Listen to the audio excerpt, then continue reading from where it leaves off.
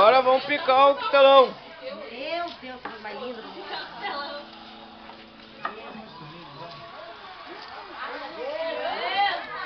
Olha que mais linda.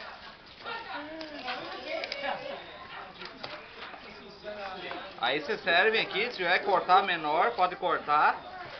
Se não quiser comer também pode ir pra casa. Entendeu? Você tá ruim. Você meu bebê? Olha, ó.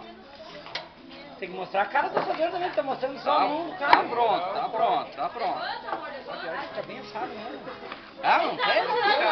Agora o Tonho vai comer o primeiro pedacinho pra nós ver se ficou bom ou não. Como é que tá o... Tá aí o homem do costelão. Tá no ponto. Acho que cozinhou, né?